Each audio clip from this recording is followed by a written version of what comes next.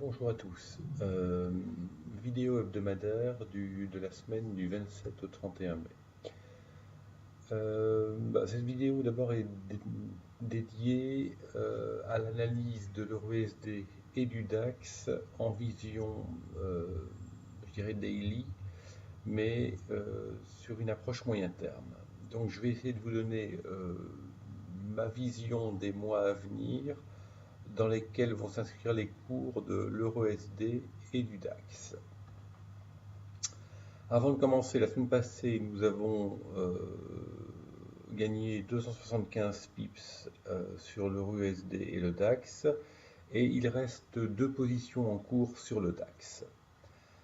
Alors, en ce qui concerne l'analyse à proprement parler, l'EURUSD a terminé une vague A ici fin 2016, début 2017, et ensuite nous nous dirigeons vers la vague B en A, B, C. Sachant qu'il s'agit d'une vague C, nous devons faire 1, 2, 3, 4, 5.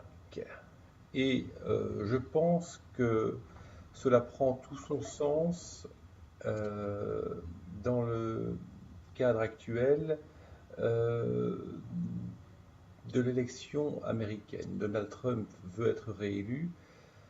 Et donc, contrairement à ce qui se passe les autres années, je pense qu'il va faire baisser le dollar pour accroître la compétitivité de l'entreprise États-Unis. Et cela correspondrait à la fin de la vague C en novembre 2020, ici. À partir de là, on aurait une très grosse correction, 1 ou 2 ans de correction vers le bas, et ce qui tendrait à accréditer la thèse selon laquelle l'euro va se casser la figure, mais d'abord il va monter une dernière fois avant de tomber très bas vers 0,50. Bon, mais là on est vers 2024, 2023-2024. Pour l'instant, on va se centrer sur cette semaine et voilà ce qui va se passer ici. Effectivement, jeudi et vendredi, nous avons eu une forte hausse, un avalement haussier ici sur le support S1 mensuel. Et nous allons monter vers la MM 245 qui coiffe les cours depuis des mois. Donc nous devons faire la base de cette vague C. Alors ici on en a jusqu'à fin juin, début juillet. Alors, il est à noter que les vendeurs, parce qu'il y avait des vendeurs ici, le consensus était assez vendeur, et je pense que les stops vont sauter pendant quelques jours. Donc, on aura du mal à retracer. Mais nous le verrons sur l'approche 1 heure. Voilà donc pour l'euro. En ce qui concerne le DAX, c'est une autre histoire. Sur le DAX, nous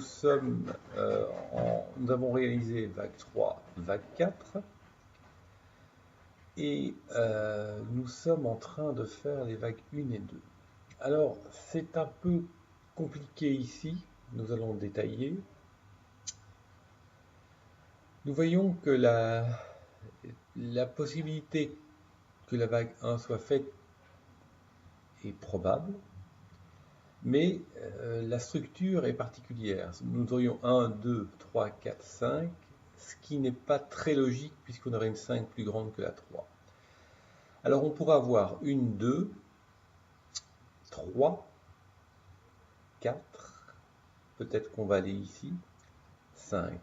Ou bien, si c'est une 2, ce serait une, et on devrait descendre 2, casser la même 245, aller ici retracer entre 61 et 78% du mouvement 1 et partir vers 3-4. Donc pour l'instant, on ne peut pas le dire. On ne peut pas être très sûr de ce qui se passe, donc on va travailler au quotidien. Il nous reste 2 positions à sortir. Bon, effectivement, si on arrive ici, on va sortir les 2 positions.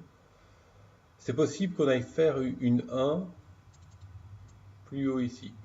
C'est possible.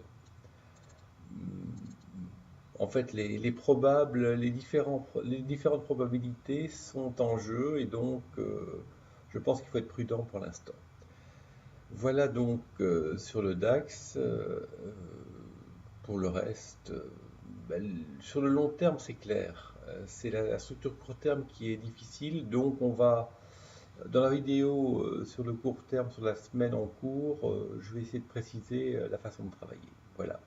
Donc, pour l'euro USD et le DAX moyen terme, c'est fait. Donc, je vous souhaite une bonne semaine et on se revoit la semaine prochaine pour la même vidéo.